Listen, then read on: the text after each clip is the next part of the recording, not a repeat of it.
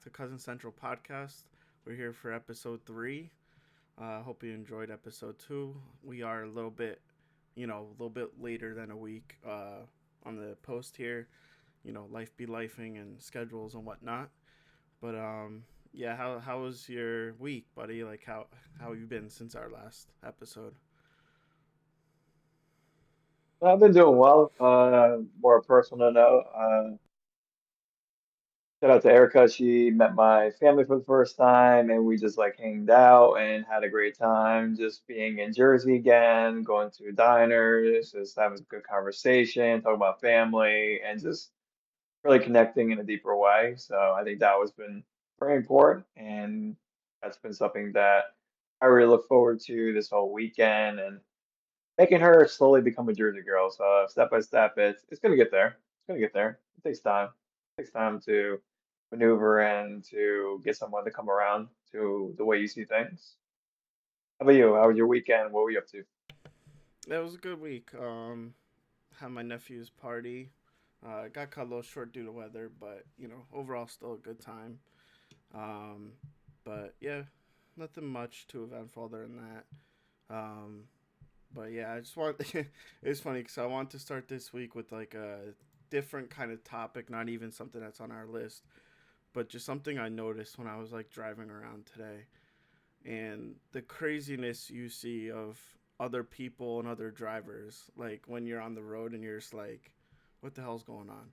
So my question to you is, and I want your take on this, is like, how many incidents do you have to see before you're like, F this, I'm going home? Because today, like, I saw one thing happen, and I'm like, that's it. We're going home. We're done with the streets. We're going home. We're just gonna hunker down and get away from these crazy people.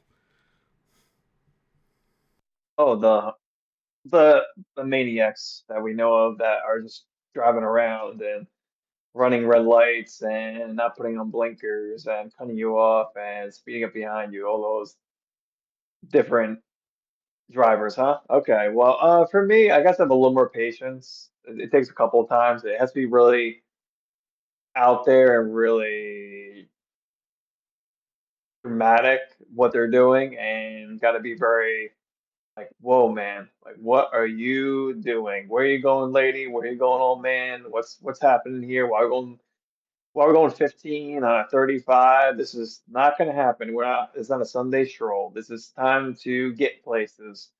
And I'm not really much of a fast-paced person, but we need to move. We need to move. We need to get this train going. And I think for me, it takes like a couple of times, like two or three times, to me say, you know what? I wish I could walk. I wish I could walk here. Maybe I have a bike. Maybe a scooter instead. But I don't trust anybody on the road here in Baltimore to have a scooter or walk sometimes because the way people drive around here, it's maddening. So you are only one. You're a one timer. So one time, it's it. That's done. I think it's like, yeah, it's if I see something crazy, like I don't remember what it was today, but something just happened today, and I was like, yeah, that's enough. That's enough for today. Even yesterday, like I saw someone going to turn right, and someone sped up and passed them on the right, and it was almost like an accident. I'm just like, yeah, these people are crazy, man. Like, just get me home, get me off with these crazy people. Um, yeah, don't need any of that. So where do you want to start with today, topic wise, though? I think we start we can start from what's happening. I think most frequently at this point. I think the federal spending with DOGE has been the biggest topic. I think in the news that we've been seeing drastically every day. So you see more news coming out about it with Elon Musk and his agency that's not federally run. So it's a new made agency. And we're noticing like cuts happening, savings happening. We're noticing different exposure to different these type of different agencies. So give us a little background information on what the man called Elon Musk, Mr. Hair Plants, Mr. Testosterone, Mr. I don't believe in certain things, but I'm going to use it anyway for my own good, is doing. Yeah, Mister built like a Cybertruck. Um, weird. So yeah, the Doge is like ran by him. It's an interesting thing because he's not even an elected official. He's just like there somehow and making tons of money at it. Um, so yeah, his purpose with it is to reduce the wasteful and fraudulent spending, and eliminate excessive regulations. And he wants to get it done within like a year and a half. So it's not something that he's going to be there for the full term. It's part time, so we'll see how long it takes him to accomplish his goal. One thing we didn't note here, but I found it interesting that Vivek was supposed to be on that staff with him, and then like last minute he, I don't know if he pulled himself out or something happened where they kicked him out, but now he's running for Ohio governor. So I wonder if that's the case or what. But just a weird little tidbit. So Elon claims that $37 billion in savings, um, with this plan. So he's hoping to save money by cutting a whole bunch of jobs and whatnot. Um, his overall target is going to be a $2 trillion within that 18 months, and he's hit 37 billion as of right now. Um, so I think a theme we've been trying to connect the dots with is Project 2025, and this kind of connects to it in a way. Um, and the reason why we're doing that is because Trump swore up and down that he wasn't a part of this plan, a part of this agenda, and everything he has done for the most part has kind of been on par with the agenda, like almost word for word. So part of that is of the 15 agencies that was mentioned in Project 2025 to be cut, nine have already been targeted in either downsizing or completely eliminating. So that's just crazy, and it's also limiting like future hires. So if you're downsizing, you can't hire until you cut four people. So whether they're fired or quit, you need four of those before you can hire one person in those agencies. Um, yeah, it's such a weird thing, right? Because I feel like they're cutting necessary things in some points, and in other points, they're cutting what they should be cutting. Um, I still think the Department of Education cut wasn't a good one. We'll get more into like that and the tax ramifications of that in a little bit, but um, yeah, what's been your overall feeling about Doge and Elon, and how like even how he's not an elected official but making pretty big decisions? So part of that twofold question you gave me. All right, let's get the one fold done right now. As we make this airplane to make it, fly in the sky. All right, so I think one part about just Elon, he is an egomaniac. He is someone who likes to be in power. He likes to be someone everyone, he wants to be heard. He wants to be seen. Don't know if that's the Asperger's in him. He does have Asperger's. He's definitely autistic, so it's kind of interesting. He wants this much attention. And he is definitely what I'm seeing, some of his downsizing, some of his elimination when it comes to some agencies, depending on what it is, has been beneficial. It's been great to unravel the cobwebs of what the federal government's spending the money on because we didn't know. We had no idea. So to me, I think it's a great way for we as citizens to be more proactive to see what the government's spending money on. Are they really just throwing $1 billion here, $1 million here? Where are they actually throwing the money at? I think that's been to me beneficial. So I'll say it's a plus for what Elon has done. But some of the ramifications of that, I think I go to example of firing nuclear power plant runners. And you fire them and then you don't know where they are, you're trying to get him hired back. So he didn't know who he fired. I'm like, so you're not really going step by step. You're like wiping out everything. You're wiping out this like entire program. You're not really looking into the agencies and what they actually do and who's actually being productive and proactive with what they're in charge of or not. So that's I think the problem with what Elon Musk has been doing. So that I see as not beneficial. and we're noticing the differences of like who is it benefiting. It's not benefiting the people who are, making, 50 to 70 to $80,000 a year. It's benefiting the people that are millionaires and billionaires. It's benefiting them more, even with these programs, even with this stuff that's happening. It's benefiting them more. It seems like because the whole idea of like his Twitter philosophy, this Twitter sphere, creating X, he did the same thing. He fired majority of the company, only kept it three people. It's basically a 1-to-4 ratio, and to spearhead his industry. And you saw a downplay of that in the market. That X, formerly known as Twitter, uh, took a deep dive when it came to profitability within the first I think 18 months or year or so. They definitely dropped dramatically because of that big dip in production and people. So I see it as a twofold thing. So your twofold question, a twofold kind of answer. I see the benefits of what's happening, but also see the ramifications of what is also happening too. That it's not being done with attention to detail. There's no attention to detail to me. It seems like this a lot of stuff's haphazard. So how do you feel about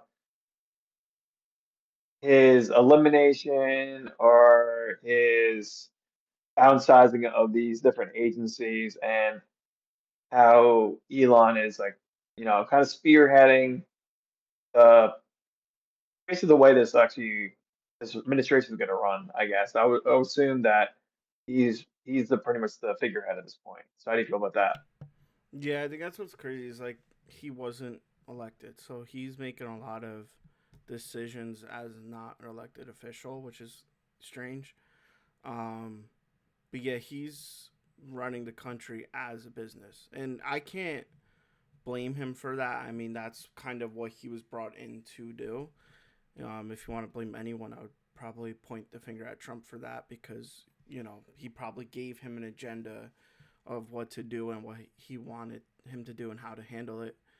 Um, but yeah, it's very businesslike the way he's going about these cuts, and he's removing any sort of human emotion involved, um, any sort of feelings, anything like that. It's just strictly business and how can we save money and get money back type of thing.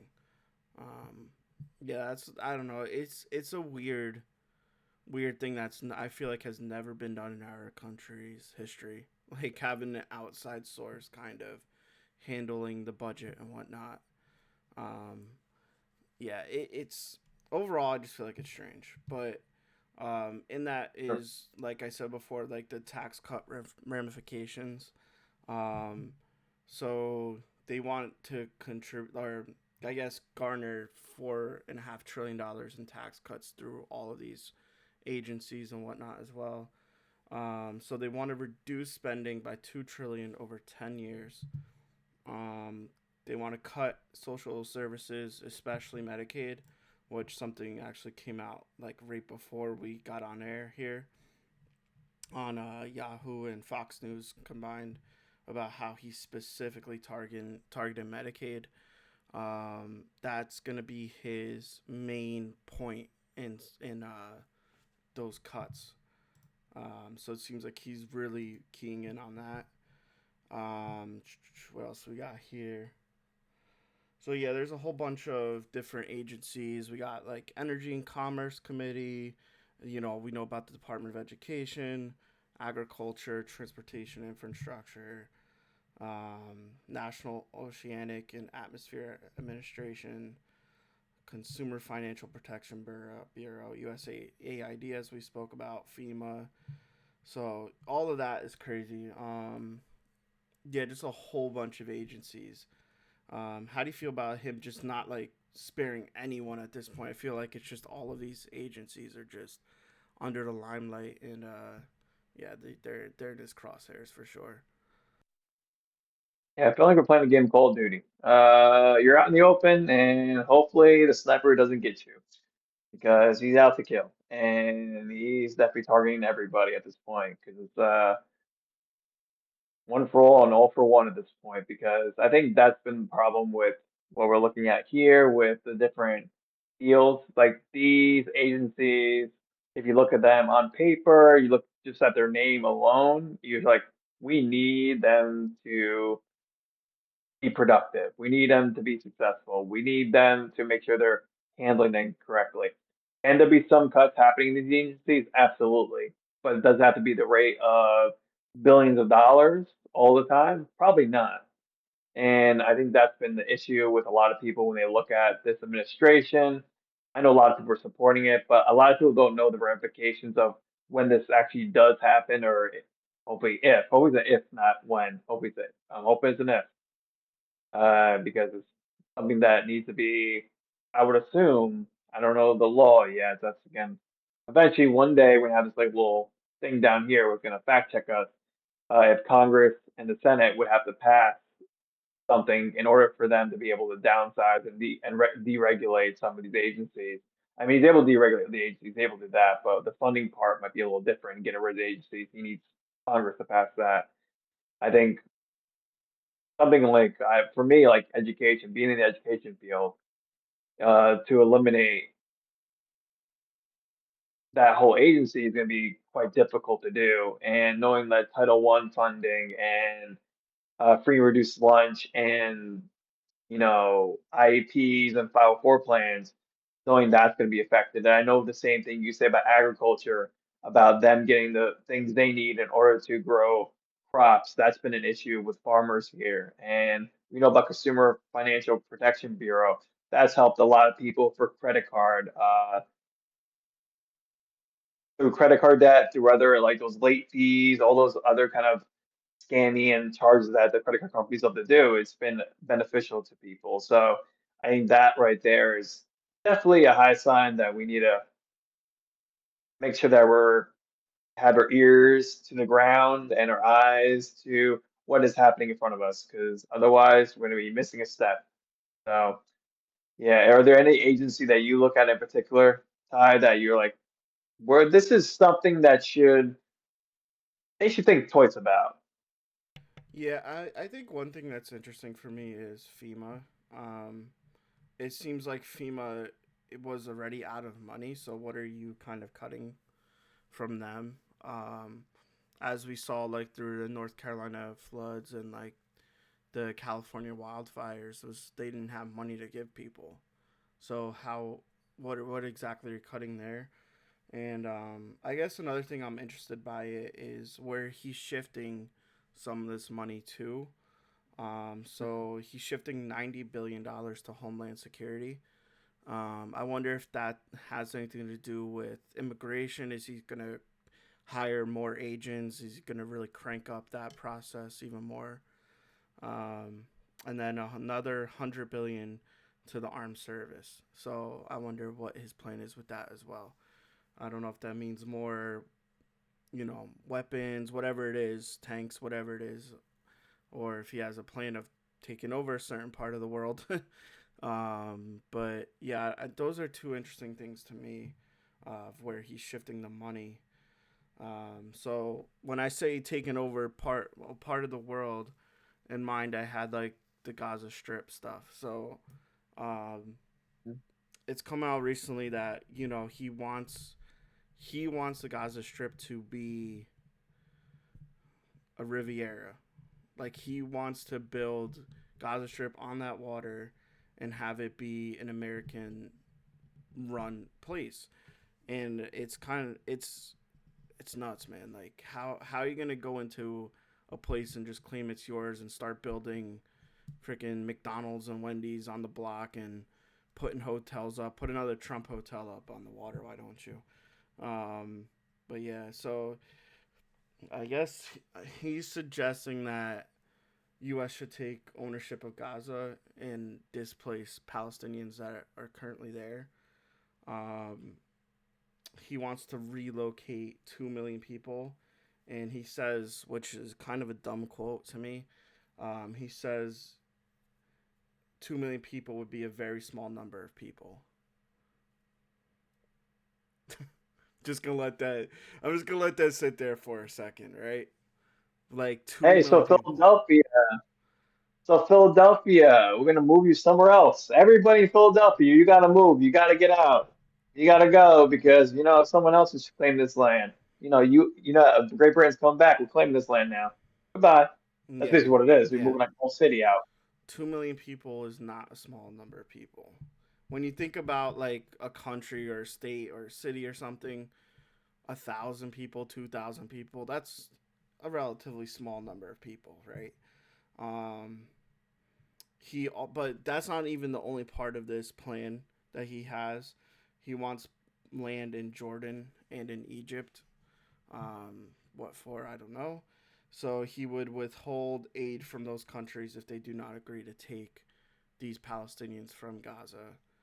Um, so he's basically like displacing these people and telling these other countries you have to take them in. Um, I don't really know. I don't know what this does. I don't know what this accomplishes. I don't know why we are focused on taking land. This is not like the days of the Revolutionary War and stuff. We're not fighting over land no more.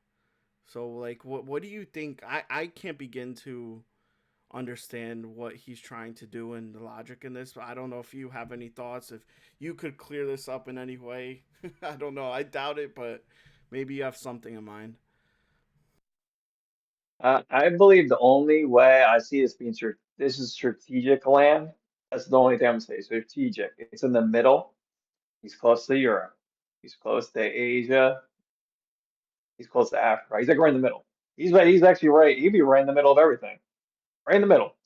That's probably I would say advantage of like having Air Force or having military presence in those areas where you have a hub. So you know where everybody's going. You check on people. Oh, Russia, what are you doing? Hey, China, what you doing over there? I guess for me, I see it as more a power move to garner and to establish the entitlement of the land for America in those regions as a way to say, you know what? We got you, Israel. Don't worry, we got you. We got your back. You just take over the rest of Jerusalem. You just do what you got to do. Make your state. We got your back on this. No one likes it. Well, we got our forces. We got our people. We got everything. We got backup if you need it. So I think that's the hard part, and it's a very unfortunate this is happening. The Palestinians has definitely keep are the ones getting the shortest stick of this all. Not saying Israel, the people that are going through this stuff are not going through stuff. I'm not saying that at all. I'm not dissuading any of that. But I also think that, you know, as we know about Palestinians are Jewish, Muslim, and Christian. There are three. There are multiple religions, and they all live together peacefully. So we got to also remember that. I know Hamas is leading that nation, but that's under duress.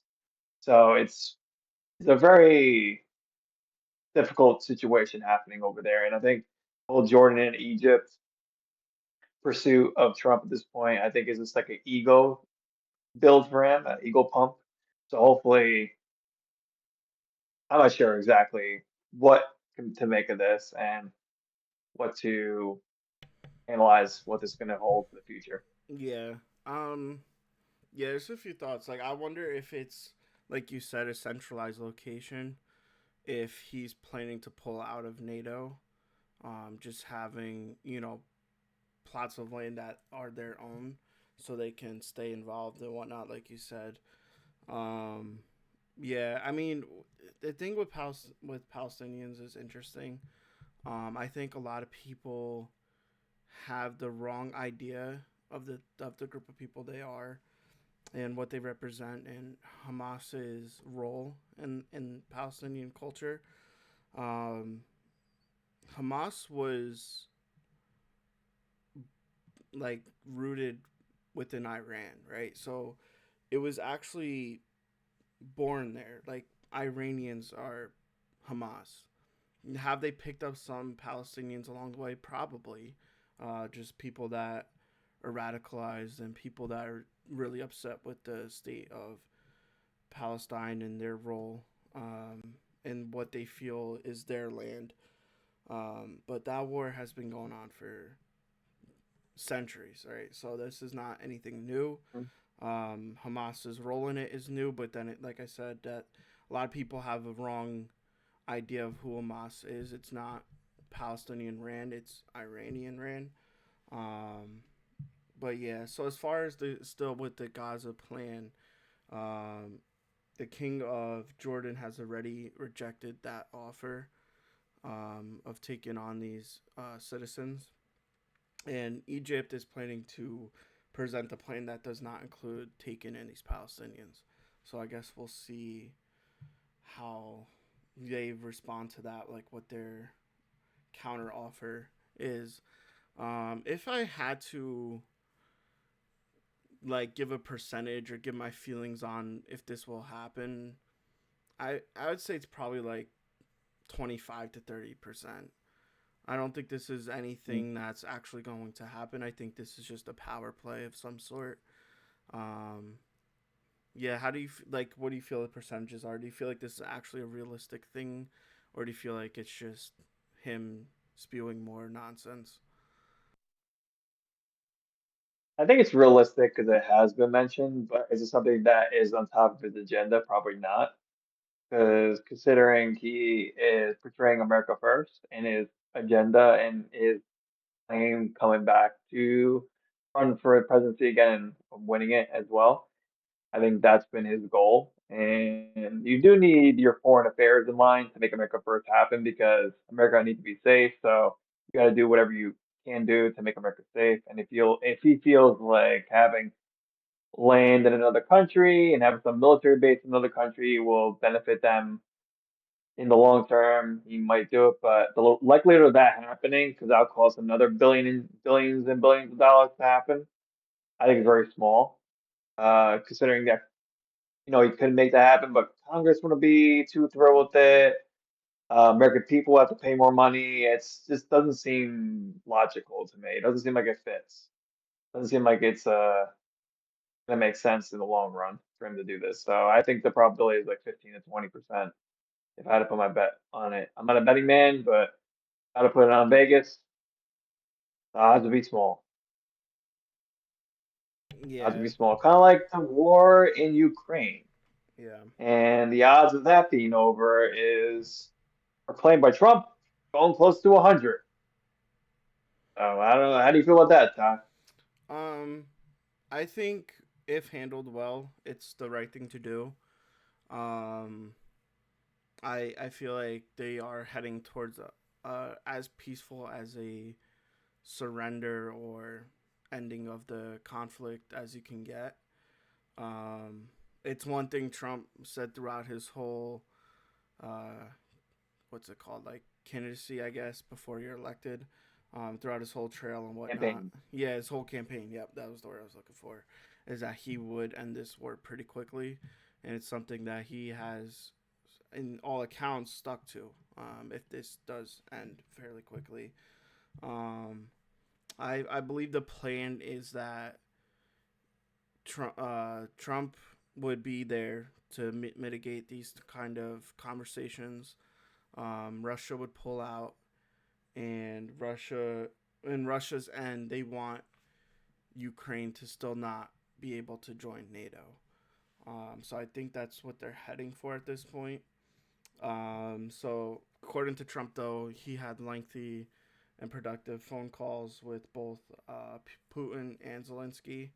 Um, they agreed to have these negotiations.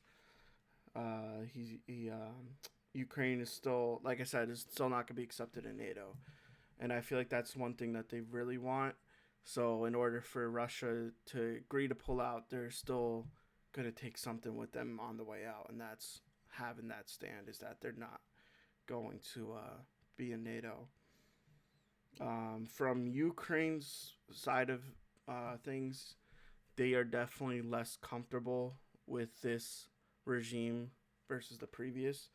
And in a way, obviously, yeah, we're not sending billions and trillions of dollars to Ukraine no more. We're kind of trying to take care of our own, as we've seen. And yeah, I guess they're not okay with that. And even some, like I said, some came out today again before we even got on from Associated Press that they're now Trump and Zelensky are now trading like more words and they're trading insults to one another. So I don't know if these talks are gonna break down, but Zelensky's definitely feeling like with Biden he had support, and now with Trump he's more in with Putin than he is with Zelensky. So for the side that's fighting a war on their front, I would hope that the U.S. would be on my side. Um, but it definitely does feel like we are sticking more, not we, but Trump is sticking more with Russia on this and trying to fight that battle so there could be a peaceful ending. Um, what are your thoughts on Trump's relationship with Putin and Zelensky, and where do you think this is going? Well, I think Trump's relationship with Putin and Zelensky, I think Trump has a kind of a understanding with Putin. He understands his power, he understands his play, he understands his ego, he understands where he's coming from. So I think for Trump in this way, he can definitely see why Putin's doing what he's doing. He wants to make sure that his country is safe and is not being something that you're seeing as an afterthought. And I think with Zelensky, he's feeling though as he's getting the short hand of the stick now that Biden's gone and not getting that economical support as well as getting the equipment such as the tanks, the missiles that the United States provided to Ukraine. I think that whole realization made Zelensky maybe cringe a little bit when he found out probably about the election and who was going to happen afterwards. I think Putin was kind of, you know, I guess a little bit in the middle, a little meager about it. I think he wanted to end the war. I think Putin. I think it seemed like it was getting close to it. Not knowing like his manpower and technology and how long it would be able to last. So I feel as though, yeah, I think I feel as though this is coming to a close within the next like, year or two, um, eventually, and coming to terms with this. I know Zelensky wanted to join NATO, Ukraine wanted to join it, but I know that's not going to happen if this comes to pass. To have that support from the allies, we're just wait and see game. You don't know. 1 minute it's okay, next minute no good, and we're back to square one again. So hopefully that there's something, some peace comes to the people in that region because they've been dealing with this conflict for far too long. Yeah, I guess part of the plan also was that he promised Zelensky lasting and reliable peace. So I don't know if that includes a certain amount of time where Russia cannot re-enter Ukraine or something like that. I don't know what that looks like. Um, but I wonder what it is about Putin that Trump finds so intriguing. I wonder if it's like he is attracted to absolute power. And I think when you look at Putin, how he can rig elections and make sure that his opponent isn't seen on TV, isn't, put out there at all, that he could just keep winning these elections. So I wonder if that's something that he finds intriguing and something he finds attractive. But yeah, it's always been Hmm. a weird relationship between them two. They definitely respect each other, but it's in a I don't know, it's in a weird way. Do you have any more thoughts on that topic, or do you want to go to something different?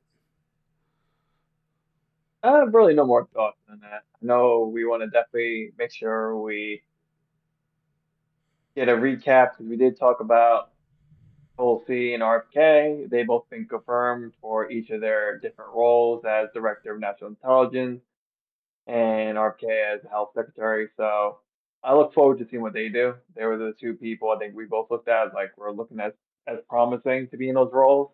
And that's someone that I did agree that Trump put in those roles as good candidates for them. I know they're getting beaten down by the other side. Definitely SNL has some kind of commentary about them as well and kind of skits about them. But overall, I think they're good fits for their roles. So how do you feel about those two being confirmed? I believe it was a week ago, if I'm not mistaken. Yeah, it was just about a week ago. I'm excited too to see how they handle their roles and what kind of changes they bring about. I know RFK has a whole list of things that he'll be tackling. I'm not too sure what Tulsi and her plan is, but I just find it interesting that they're two independent candidates going into a cabinet. So I found that interesting as well. Um, but yeah, overall, just excited for those two and to see what unfolds with that. Um, Speaking of health, I know you put this up there, and I wanted to see your thoughts on this because you obviously are very interested in this. But your gym culture topic that you have up here, what's this about, man? All right, so gym culture. I've been hearing some rumblings and some hums and some whispers about the far right in gym culture and how it has been seen as a dark side to wellness, as it helps you with self-improvement, it makes your mood better, it master your destiny, it gives you self-righteousness. It feels like if you're more fit, you can be more of a jerk. And this is something that I've been seeing played out in some kind of articles, and I've been hearing about it. Like they're trying, some people, not everybody, but some people are trying to denounce health and fitness as a means of Nazism and fascism. And I'm not seeing that as the case, being someone who definitely goes to the gym and definitely values health and fitness in that kind of way, in that kind of sphere. And I've been like reading the articles from different websites, and like GQ was saying we should, from Patriza, I don't know how to say her name. She's name's kind of interesting to me. So we should acknowledge that one of the few things that we can agree on in our culture, then have a kind of bipartisanship, shared investment in better physical education, better recreation space for kids and adults. That's saying that we need to make sure that we're being fit and that we're being active because we're noticing people are not as active. I know my students are not as active as I was when I was a kid, and noticing like different displays of masculinity and femininity and the idea of wellness influencers that are caretaking to different people. Because I'm a big fan of Andrew Huberman, and I think he's a great person and a great speaker on health and wellness. And people take everything as literal as like the Bible and like God in that way. And I feel as though you got to find your own health journey yourself. You got to make sure you're making great choices. And whenever I'm in the gym, no one's looking at you, no one's gawking at you, no one's making fun of you. Everybody's supportive there. Everybody will help you out. They're like, you're there to make yourself better. You're there to make your life better.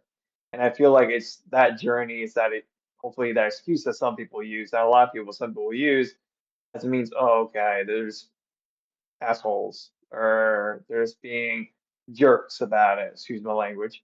And so I feel as though they're getting a bad rap for gym culture, where I think is health and wellness is so important to your life. Your health, your wealth is your health. At the end of the day, your wealth is your health. How you live, how you going day in, day out, is how you're gonna live the rest of your life. And I feel as though having that mentality to make it work is beneficial. And they're saying, you know, I guess there are people in the stream realm that I would say that are really healthy people that look at other people that maybe are less healthy as something different. Oh, do you make excuses why you're this way? This is the other thing. And to me, I don't see much people like that. I don't really interact with much people like that. I'm not like that too because I know everybody has their own journey. Everybody's going through something. I can't be one to judge. So I think that's been something. So how do you feel about the idea of like gym? What do you think about gym culture? And do you think it's related to the far right and kind of this fascist ideology? I don't think it's really related to any sort of um, ideology like that.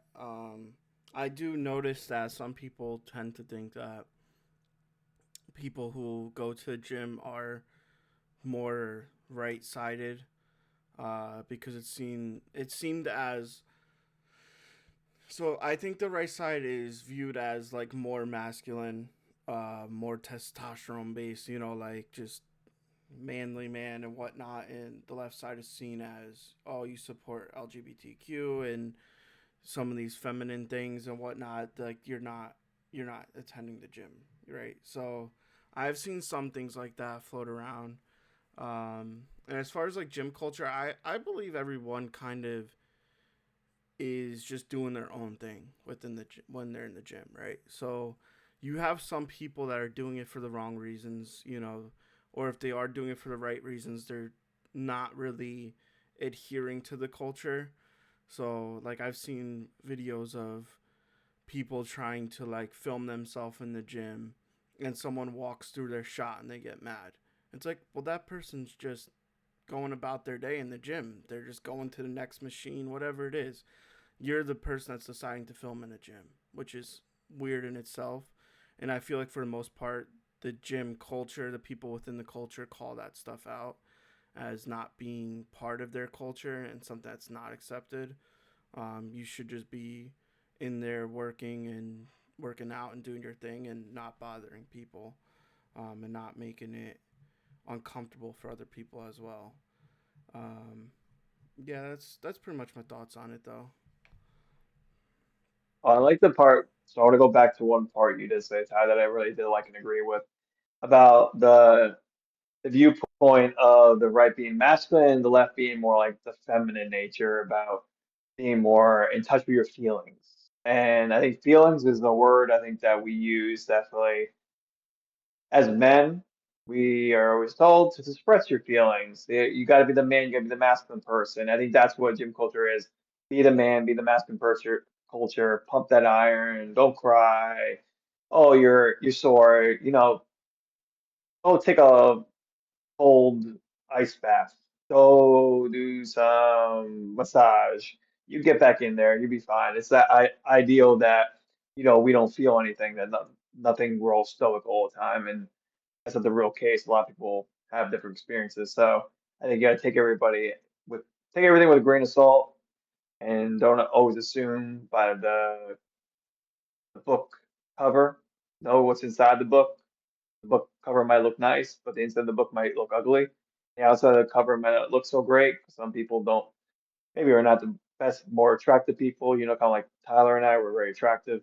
And then the inside of the book is kind of like, oh, ugly and gross and disgusting. So you definitely got to take everybody for face value and not for face value and to look deeper. So even not to retract there. So I think that's always important point. Yeah, I that's a very important message to relay because I think there's always battles people are fighting that you don't know about. Um, and your problems may not be the same as other people's problems, right? Like if you're dealing with financial problems, you may envy a person or want to be, for my example, Robin Williams, right? Like he had all the money he could ever want, but that didn't make him truly happy inside, right?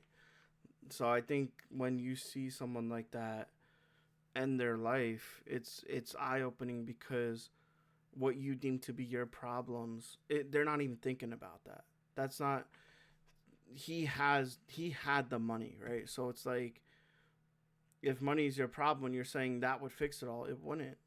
Um, so I feel like that's another thing too. Like, is you have to understand everyone is fighting some sort of battle, whether they want to, like you said, portray it or not. But yeah, so yeah, I just think it's just an important thing for people to think about. Um, and you know, we kind of went over a little bit with when we were talking about Ted Lasso and whatnot. Um, yeah, I feel like something we missed within Ted Lasso too was, uh, like after speaking to Haiti, was the female portion of that show too, and how Rebecca is the owner of the team and how she is ran down in the media because of divorce and whatnot, and she's a woman in sports. And I feel like that's another topic that was important in that show. And it was really good to see that they portray that because it is a real life thing. They don't want to sugarcoat it and be like, oh, she's the best owner. She was right by leaving the guy she left. No, that's not usually what happens in media, whether sports or just entertainment media. Um, how do you feel about that portrayal in Ted Lasso? I think that's interesting. Like we have a double standard. I think double standard is something we can always look at in life. Men and women have both double standards depending on what it is. Like a guy sleeps around with a lot of different women, he's a player. A woman sleeps around with a lot of different women, she's a SLUT. You know, I kind of want to be proper here. You can make that terminate for yourself what I just spelled.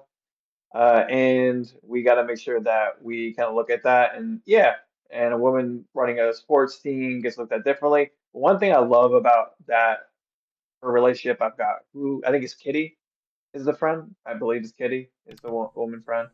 I'm Um, mistaken. which one? The one that like works for the team as well in PR? Yeah, she's like the PR person. I believe that's Yeah, her name. But I've been watching and it literally left me. Oh, Keely, Keely. Keely, I know some of the K, and I like their relationship together because it's very supportive and it's very loving. That's what I feel about the whole show. It's about loving, supporting. It's like, oh, you're a businesswoman. You're doing the best you can. You're doing whatever you can do. That's awesome. That's amazing. And you can do that, and you can want a family. You can't have both. Like that's one of the things I like. I like seeing that, and I feel like the toxic femininity does play a role. We can't just keep talking about toxic masculinity and not talking about toxic femininity because toxic femininity is here, and it is kind of jarring. The extremes on both sides. So it's like, what's wrong with having a family? What's wrong with women just want to be a mother? What's wrong with women want to be a mother and want to have a business? What's wrong with all that? There's nothing wrong with any of that. I think it's wrong when we just trap everybody in a hole, and I think that's unfair to do to anybody. Yeah, it's been a fun show to watch. I think I'm like halfway through season 3, so I'm almost there. Mhm. Also like halfway through the Penguin now too, so kind of doing Yes, kind of doing two shows at once. Yeah, it's double been fisting. very yeah, it's been both of them are good shows to watch for their own reasons. Um, so yeah, do you have anything? Oh, Go ahead.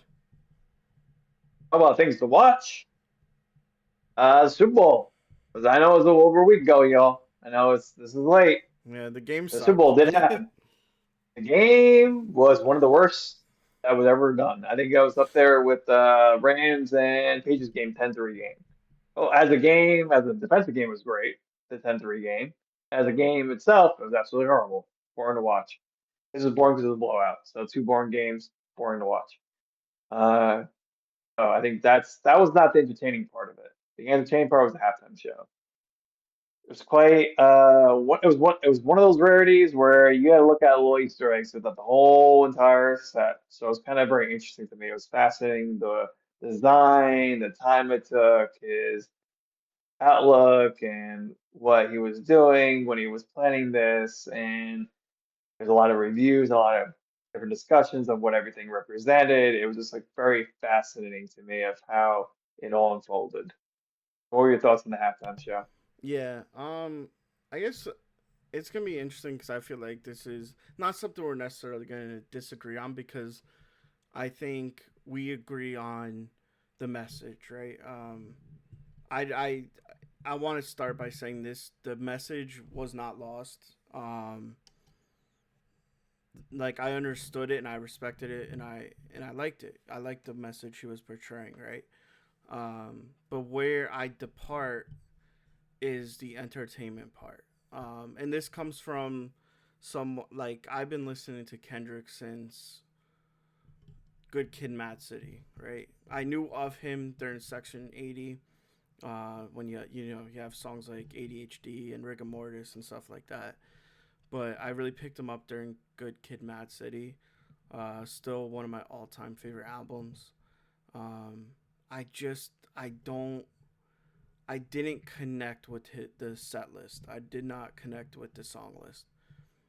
I wish he would have done some Good Kid, Mad City, different songs on Damn. I know he was gonna play like Humble and DNA because those were obviously the two biggest songs to come from that album. But I just wish there was something else on there. I just wish the set list, the song list was better. Um, and yeah, I don't know. I just expected more, and I just felt like and I know people are gonna say I'm glazing and all these terms these days, but I felt like he made it more about another man than himself. I think the stronger stance would have been not playing Not Like Us, than rather teasing it the whole time and then doing it at the end. Because you basically just validated Drake on the main stage, right? Like you made your whole performance as far as the song list.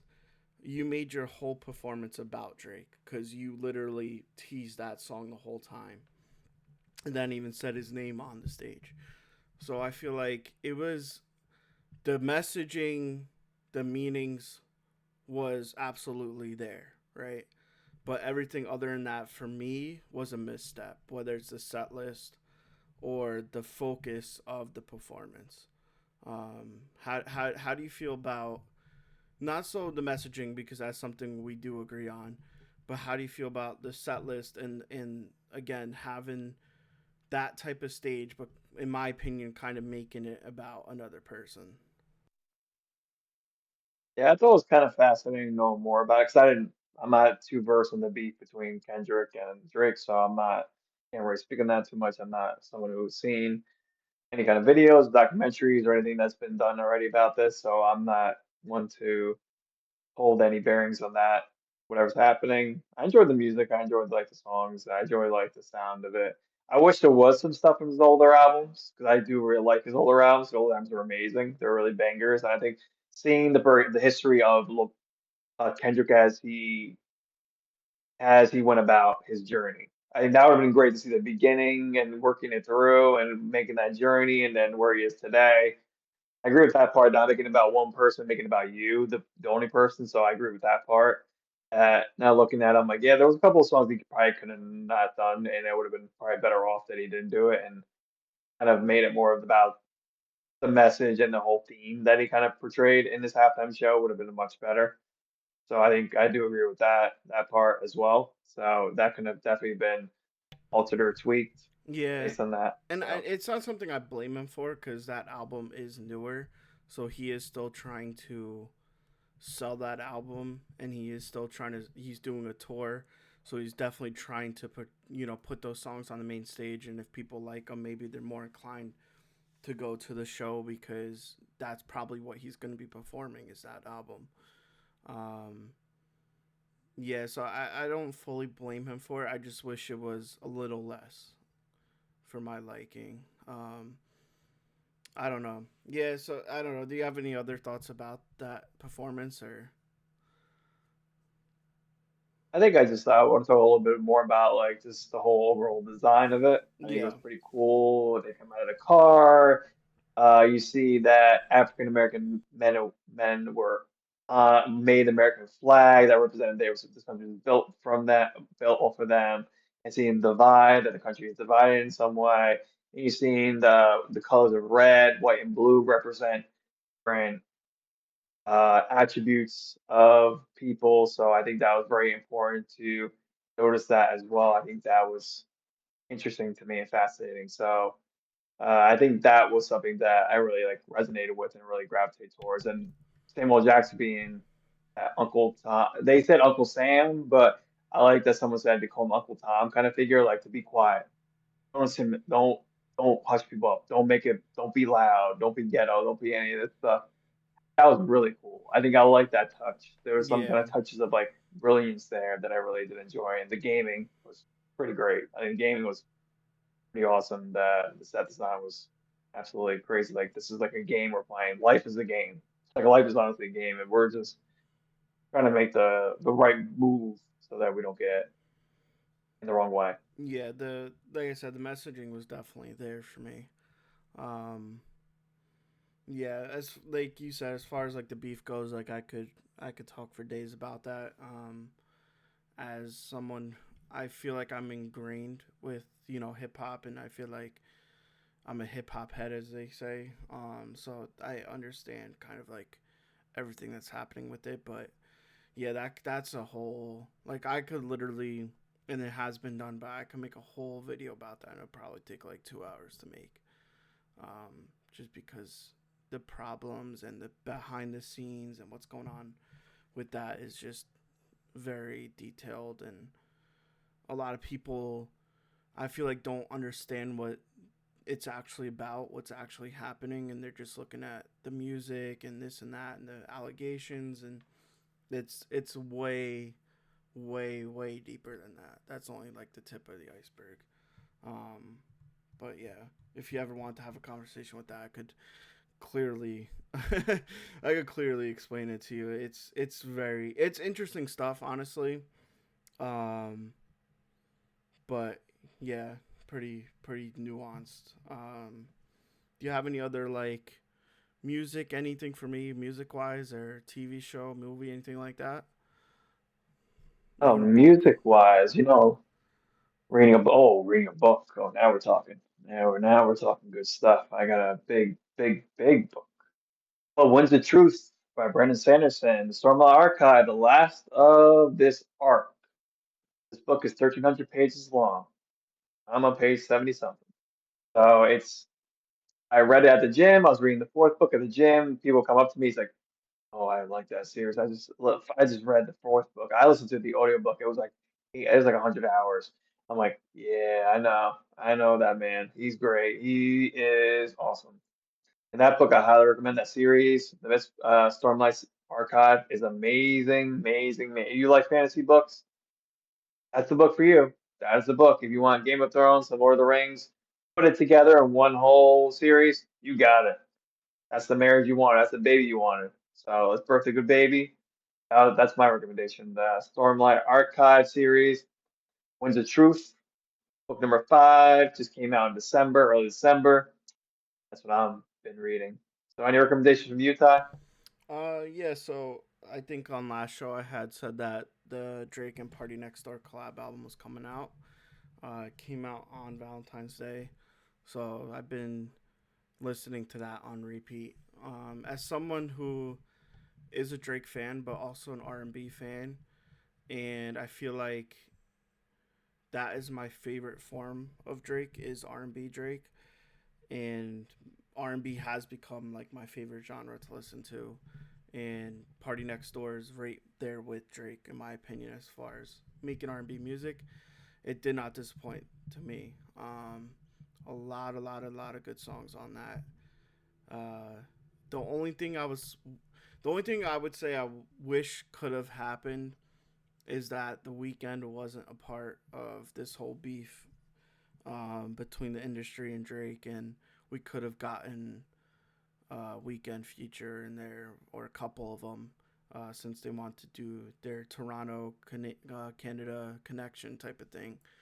It would have been really cool to have him on there because I was listening to one song. It's the outro, "Greedy," and it just sounded like a weekend beat. It just sounded like it was just perfectly made for him to be on there as well. But no, but nope. That beef is not over. Mm. But yeah, overall the album's good. It's mainly an R&B album. There's a couple of rap songs.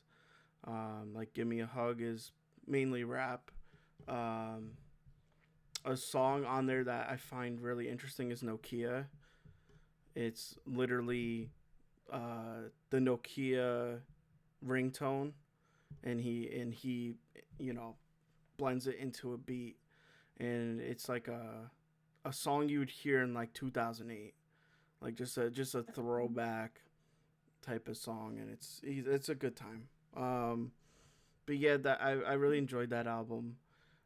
So if you guys are fans of R&B or just fans of Drake, Party Next Door, whoever, I definitely recommend that album. Do you have anything else or? Yeah, so me and Erica also made this butternut squash soup for my sister and Mike, and also made it for our parents one time. So I definitely recommend. Butternut squash is a great winter vegetable that you could be able to get and be able to mash it up with some, rosemary in it, some sage, some salt, some pepper, and then, blend it together and put some like, broth in there and just indulge. It's a great time. I think soup is amazing to have during the the winter months. I think that's something you should definitely try and definitely put a spoon in there. Yeah. Go in, Is it a enjoy. is it a crock pot recipe? You probably do a crock pot. You probably do it. Yeah. Yeah, I don't know why. I've just been so big on crock pot recipes lately. Like, it's just always what comes up on my feed for some reason, and then I'm like, oh, that looks good. But yeah, there's a whole bunch of things I want to do with that. I think I'd mentioned like French dip sandwiches at one point. I Hmm. know a lot of people do like the birria tacos. They cook the meat in the slow cooker, and it makes it more like tender and whatnot. But yeah, it's a good time. I like cooking, honestly. Hmm. Therapeutic. The soul. Yeah, yeah. We have like a couple of recipes that we're constantly going through. We're looking to kind of expand on that. I feel like you always stick to the same type of things, but at the same time, is how much can you do with the meat that we have, right? You have steak, you have chicken, pork, and you're like, all right, what more? What more can we do with this that we haven't done already? But yeah, if you don't have anything else, I think we're good. You got anything? No, just stay tuned to future episodes that will be dropped. Spotify, YouTube, find us over there. Give us a like, give us a subscribe. Shout us out to friends, to family, as we try to grow this podcast out to as many people as possible. Because we want to make sure that we're bringing that center view to y'all and make it a good conversation. If you have any recommendations for us, we're always free to talk about something. So definitely feel free to shout us out. Give us a comment. Yeah, We gotta definitely. say die. Yeah, definitely leave us a comment. I'm looking for more conversations to be had. I really want to get people's perspective on things, and because I don't think anyone is wrong for feeling what they feel and thinking what they think. When it comes to something like politics, sports, media, whatever, it's always gonna be subjective, right? Like it's always gonna be people are gonna have their opinions on it, and nobody's wrong. You know what I mean? Um, so I just like to hear different perspectives and whatnot, and just try. And with this, we're trying to keep people informed.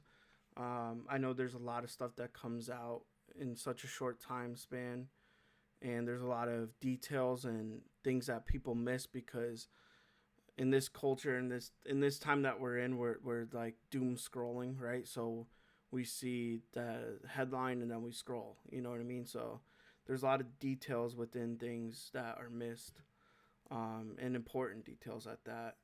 Um, yeah, but we're just having fun doing our thing here.